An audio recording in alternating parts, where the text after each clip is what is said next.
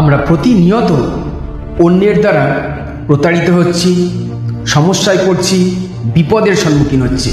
তাই এই সমস্ত সমস্যা থেকে নিজেকে রক্ষা করতে গেলে আমাদের অন্যের মনের কথা বুঝতে হবে। আর এটা তখন সম্ভব যখন মন নামক অপরিসীম ক্ষমতাবান ইন্দ্রিয়টিকে তুমি জাগ্রত করবে। তাহলে তুমি যে কোনো ব্যক্তির মন বুঝে ফেলার চমৎকারী শক্তির অধিকারী হতে পারবে। তো এখন আমরা জেনে নেব যে কিভাবে আমরা সেই চমৎকারী শক্তিকে জাগাবো। এই ভিডিওটা যে কোনো ছাত্রছাত্রী সহ সাধারণ মানুষের জন্য কার্যকরী হয়ে উঠতে পারে। তাই এই ভিডিওতে বলা প্রতিটা কথা খুব মনোযোগ সহকারে শোনো। একটু ভাবো, যদি আলো কোনো বস্তুর উপরে গিয়ে পড়ে তাহলে কিন্তু আমরা সেই বস্তুটা দেখতে পাই, কিন্তু যদি আলো সরাসরি আমাদের চোখে এসে পড়ে তাহলে কিন্তু আমরা কোনো জিনিসকে আর দেখতে পাই না। ঠিক তেমন আমরা যার মাইন্ডকে রিড করতে চাইছি, যদি তার প্রতি আমাদের অগাধ ভালোবাসা, অন্ধ বিশ্বাস থেকে থাকে তাহলে কিন্তু আমরা তার মাইন্ডকে রিড করতে পারবো না, কারণ তার প্রতি আমার মনে একটা উইকনেস থেকে যাবে। সেই জন্য আমি তার মনকে পড়তে পারবো না।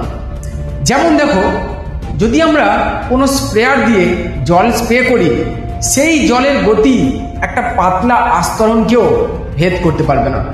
কিন্তু যদি আমরা কোনো ওয়াটার জেট কাটার মেশিনের নোজেল থেকে যে জল বার হয়, যে উচ্চ গতিতে জল বার হয়, সেই জল দিয়ে আমরা কিন্তু একটা কঠিন ধাতুকে কেটে আলাদা করে দিতে পারি, ছিন্ন ভিন্ন করে দিতে পারি, কারণ এখানে জলটা একটা বিন্দু থেকে একসঙ্গে গতিবেগে বার হচ্ছে। সেরকম আমাদের মনে যদি এলোমেলো ভাবনা থেকে থাকে তাহলে সেই এলোমেলো ভাবনার জন্য আমরা কারোর মাইন্ডকে রিড করতে পারবো না। তাই আমাদের মনকে একটা জায়গায় কেন্দ্রীভূত করতে হবে।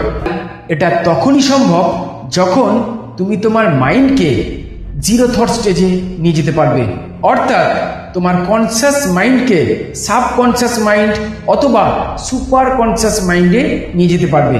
এর অর্থ হলো তোমার মনের সমস্ত এলোমেলো ভাবনাগুলিকে তোমাকে নিয়ন্ত্রণ করতে হবে, সেগুলোকে ত্যাগ করে পঞ্চ ইন্দ্রিয় অর্থাৎ চোখ, কান, নাক, ত্বক, জিহ্বার সাহায্যে ষষ্ঠ ইন্দ্রিয়কে জাগিয়ে তুলতে হবে, অর্থাৎ অপরিসীম ক্ষমতার অধিকারী অন্তর আত্মাকে জাগিয়ে তুলতে হবে।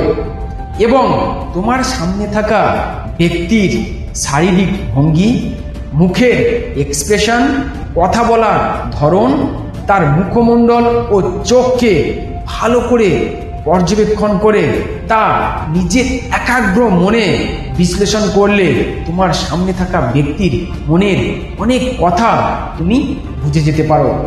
এবং তোমাকে প্রতিনিয়ত মেডিটেশনের মাধ্যমে তোমার কনসাস মাইন্ড থেকে সাবকনসাস এবং সুপার কনসাস, কালেকটিভ কনসাস এবং কসমিক কনসাস মাইন্ডকে জাগিয়ে তুলতে হবে। এটি একটি জটিল প্রক্রিয়া যেটা গভীর মনোসংযোগ এবং কঠোর অনুশীলনের মাধ্যমে লাভ করা সম্ভব।